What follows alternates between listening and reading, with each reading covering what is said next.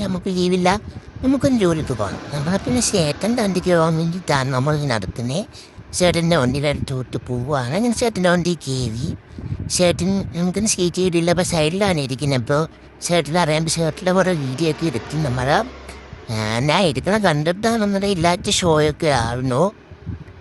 പിന്നെ എനിക്ക് ഷീറ്റ് കിട്ടി. ഞാൻ അങ്ങോട്ടേക്ക് തിരിഞ്ഞൊക്കെ ഇരുന്നു.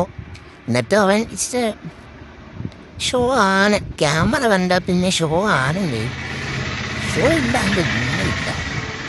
ഷീറ്റ് ഇരുന്നു. പിന്നെ ക്യാമറ കണ്ടു കഴിഞ്ഞാൽ പിന്നെ നിങ്ങൾക്കറിയാലോ, ഷോ എന്ന് വെച്ച് കഴിഞ്ഞാൽ ഭയങ്കര ഷോയാണ്. ഓ, ഭയങ്കര ഷോ. ഇപ്പോൾ ഷോ വെച്ച് കഴിഞ്ഞാൽ ഒരു പൊന്നോ ഷോ. അങ്ങനെ വണ്ടി അങ്ങ് ഓടിക്കാൻ പോകാനോ. ദൈവമേ, ഭക്തിയൊക്കെയോ, ഇവൻ പ്രാർത്ഥിക്കൂ.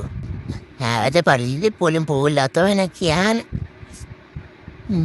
പക്ഷെ ഇവനൊരു സ്വഭാവമുണ്ട് കാശ്. ഒരേ സമയം അമ്പിയാവും, അതുപോലെ തന്നെ അന്യയോ. കണ്ട അന്യനായി, അന്യനായി. ഇവൻ അങ്ങനെയാണ് ഗൈസ്. കണ്ടോ റൊമ്പോയെ, ഇവൻ അന്യൻ്റെ അതേ സ്വഭാവം. മൂന്ന് സ്വഭാവമായിരിക്കും. അങ്ങനെ അങ്ങനെ അങ്ങനെ കുറിച്ച് എന്നോടൊക്കെ വർത്താനം പറഞ്ഞുകൊണ്ടിരിക്കുകയാണ്. സോ കണ്ടോ പുച്ഛം. ഇവൻ്റെ പുച്ഛമാണ്, ഇവൻ്റെ പുച്ഛം.